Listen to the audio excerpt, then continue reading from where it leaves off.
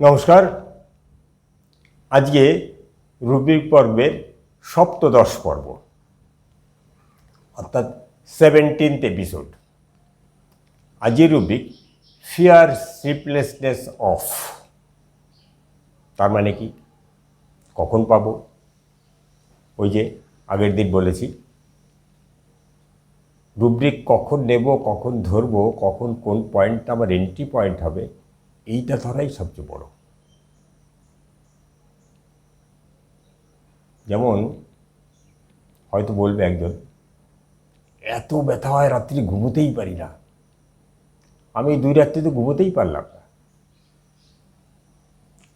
এই যে বাতের ব্যথাগুলো বাড়ে, যখন বাড়ে আমি ঘুমোতেই পারি না। এই 2 রাত্রি ঘুমোতে পারি না। আজকের জন্য ব্যথা আরও বেশি, যদি আজকেও ঘুমোতে না পারি। এটা যেমন ব্যথার বেলায় বলবে, এটা কাশির বেলায় বলতে পারে। তো খুব কাশি হচ্ছে, রাত্রি শুলে আর ঘুমোতে পারি না। এই তো 2-3 রাত্রি হয়ে গেল, এবার না ঘুমিয়ে কী করে পারবো? আজও যদি হয়, আজও তো কাশি আরও বেশি মনে হচ্ছে। ফিয়ার স্লিপলেসনেস অফ, যদি ঘুমোতে না পারি, যদি ঘুম না আসে। আবার কি হতে পারে? ধরুন শ্বাসকষ্টের রোগী,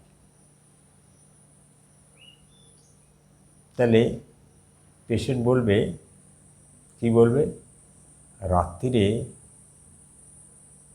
সন্ধ্যের পর থেকেই আমার শ্বাসকষ্ট এমন হয়, যত রাত বাড়ে যেন ততই বাড়ে, ঘুম আর হয়ই না। মাথা নিচু করতে পারি না, সোজায় বসে থাকতে হয়। মাথা বালিশে শোয়াতে পারি না, শোয়াতে পারি না। তাহলে জেগেই রাত কাটাচ্ছি।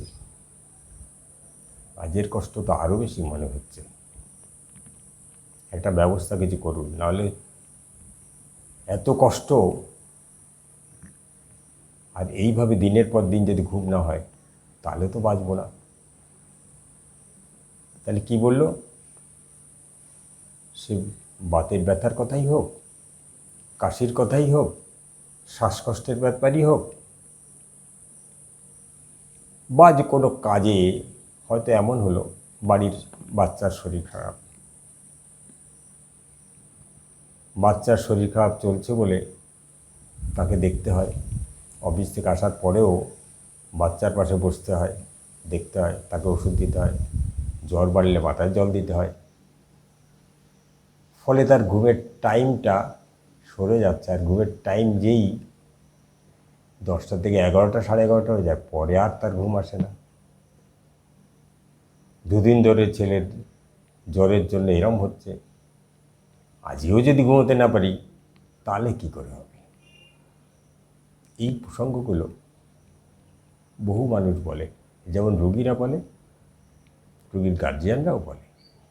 ওই বাচ্চার বাবা যেমন বলছে, তেমনি ওই কাশির পেশেন্ট, কিংবা ওই শ্বাসকষ্টের পেশেন্ট, কিংবা ওই বাত ব্যথার পেশেন্ট, এত ব্যথা, এত কামড়ায় সে আর ঘুমোতে পারি না, ওই জেগে বসে থাকতে হয়।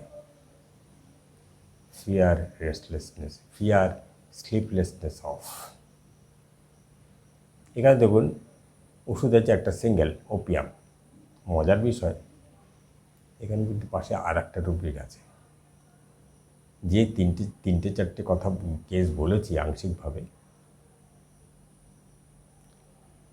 3 জনেই বলেছে। যার বাতের ব্যথা, সেও বলেছে ব্যথা যেন আজ একটু বেশি, অর্থাৎ আজকে আরও বেশি হয়ে ঘুম মোটেই হবে না, এই ভাবটা তার মধ্যে আছে। কাশির রুগীও ঠিক সিমিলারলি বলেছে, মাঝে এই রাতে এত কাশি হয়, আজকে তো কাশি যেন আরও বেশি করছে, দিনেও এত, আজকে কি করব? আবার ওই শ্বাসকষ্টের রোগী বলছে, আমি তো বসে রাত কাটাচ্ছি, আজকে তো কষ্টটা যেন আরও বেশি। এই যে আরও বেশি এবং তার জন্য একটা ভয়, এটা কিন্তু আর একটা রুব্রিক আছে।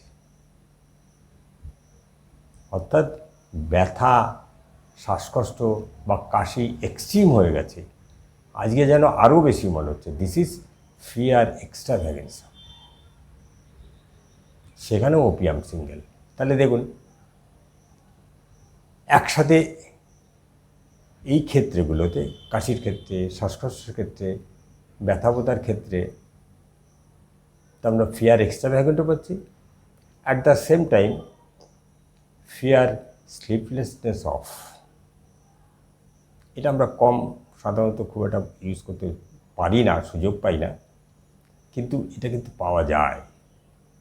এই কেসগুলো এইভাবেই বলে, আর এই বলার জন্য আমরা এই পয়েন্টটাই ধরতে হবে।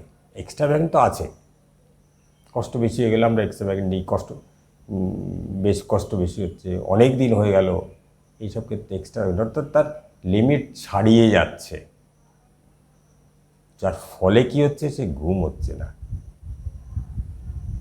সেই জন্য এই দুটোই আমরা ধরতে পারি, দুটো ক্ষেত্রে ওপিয়াম। এই কেস হচ্ছে ওপিয়ামের। এই ক্ষেত্রগুলো আমরা প্রায়ই পাই, কিন্তু এই পয়েন্টগুলো আমরা যদি ধরি ঠিক মতো, তাহলে মিরাকেল। ওষুধ দেওয়ার পরে দেখা যায়, বেশিরভাগ ক্ষেত্রেই দেখা যায় কিছুক্ষণের মধ্যেই সে ভালো হতে শুরু করে, স্বস্তি বোধ করতে শুরু করে, ব্যথা কমতে শুরু করতে পারে, শ্বাসকষ্ট কমতে শুরু করতে পারে, কাশি কমতে শুরু করে। এইভাবেই আমরা যদি রুব্রিকটা ঠিক মতো ধরতে পারি, যেমন এই ক্ষেত্রে এক্সট্রাভ্যাগেন্টও পাবো, ফিয়ার এক্সট্রাভ্যাগেন্ট আর ফিয়ার স্লিপলেসনেস অফ, যে রুব্রিক এইখানে শেষ করছি। Thank you.